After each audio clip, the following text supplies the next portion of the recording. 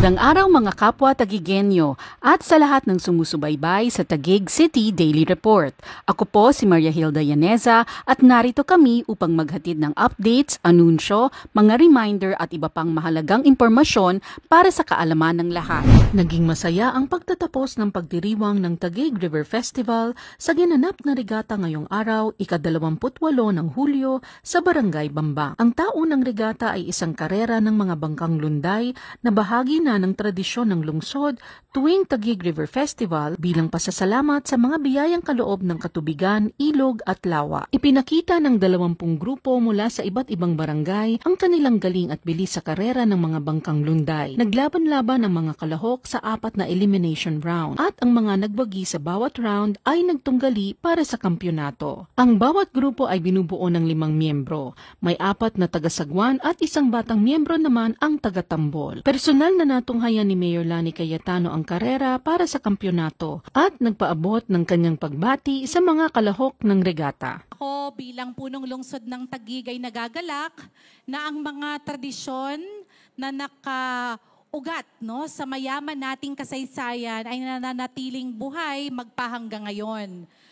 Tuwing buwan po na ito, sumasapit po yung pagdiriwang natin ng kapistahan para sa mga kapatid nating Katoliko, ang pista ng Santa Ana, nakaugnay naman sa ating kultura, yung pista ng ilog, kung saan nagpapasalamat tayo sa Panginoon sa biyayang kaloob ng ating katubigan, ilog at ang lawa. Itinanghal na 4th place ang Team Walastik kung pumitik mula sa Barangay Napindan at nakatanggap ng premyong 2,000 piso. Nagkamit naman ng 3rd place ang Team Pinoy Thugs mula sa Barangay Santa Ana at nakatanggap ng 10,000 pisong papremyo. Nakuha naman ng Team Bara-Bara Boys mula sa Barangay Napindan ang 2nd place at nakatanggap ng 15,000 piso bilang premyo. Nagwagi ang Team Paspas Gimaras mula sa Barangay Bagumbayan bilang Grand Champion ng Regata 2023 at nakakuha ng papremyo na nagkakahalaga ng 25,000 piso. Naitala na 10 taon nang nakukuha ng Barangay Bagumbayan ang kampyonato simula nung sumali sila noong 2012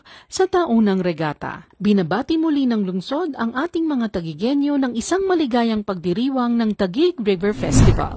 Binigyang pagkilala ang City Nutrition Office ng pamahalaang lungsod ng Taguig sa naganap na 2023 Regional Nutrition Awarding Ceremony sa The Heritage Hotel, Pasay City ngayong araw. Bilang isang caring city, mahalaga na maging accessible ang tamang nutrisyon sa mamamayang Tagigenyo. Ikinagagalak ng lungsod ng Taguig ang pagkilalang nakamit ng City Nutrition Office dahil ito ay pruweba ng epektibong pagpapatupad ng mga programang pangnutrisyon sa lungsod. Nakatanggap ng Certificate of Appreciation ang Taguig City Nutrition Committee para sa aktibong pakikibahagi nito sa 2023 Monitoring and Evaluation of Local Level Plan Implementation o MELP at patuloy na pagsuporta nito sa Philippine Plan of Action for Nutrition o PPAN.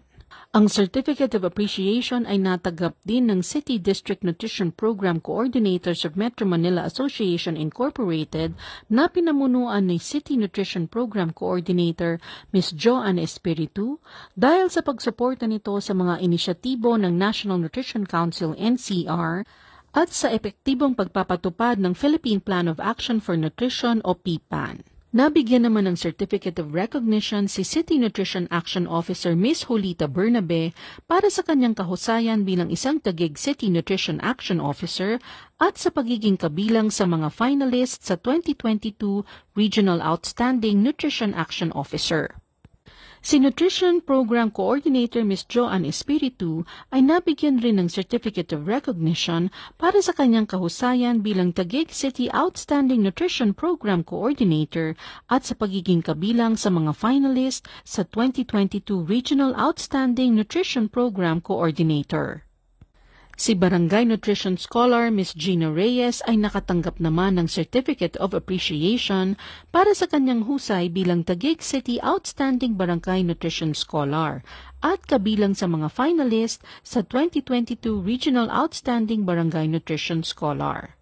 Napanalunan naman ni Ms. Emily Hintalan mula sa Barangay Lower Bikutan ang 2nd place para sa isang vlog making contest. Malaking pakinabang ang mga programang pangnutrisyon ng lokal na pamahalaan ng Taguig. Merong dietary supplementation program para sa mga sanggol na 6 hanggang 23 buwang gulang at priority children edad 3 hanggang 6 na taong gulang na naglalayong bigyan sila ng masustansyang pagkain. Nakikipag-ugnayan din ang City Nutrition Office at ang City Agriculture Office para maghatid ng urban gardening seminars upang pagyamanin ang kaalaman ng mamamayan sa tamang pangangasiwa ng isang community garden. Nakakatanggap ang mga nakikilahok sa seminar ng mga buto ng gulay para masimulan ang pagtatanim, magkaroon ng food security sa komunidad, at maiwasan ng malnutrisyon lalo na sa mga kabataan. Patuloy na papaigtingin ng lokal na pamahalaan kasama ang City Nutrition Office ang mga pagpapatupad ng sarili nitong mga programa at ng National Nutrition Council para mabigyan ng sapat na nutrisyon at mapangalagaan ang kalusugan ng mga Taguigueño. Sa lungsod ng Taguig, prioridad natin ang kaligtasan ng lahat. Para sa agarang aksyon sa anumang sakuna o emergencies, maaaring i-contact ang mga sumusunod na numero. Command Center 0287893200, Taguig Rescue 0919-070-3112, Taguig PNP 0286423582 o 0998-598-7932. Taguig BFP 028837-0740, 028837-4496 o 0906-211-0919.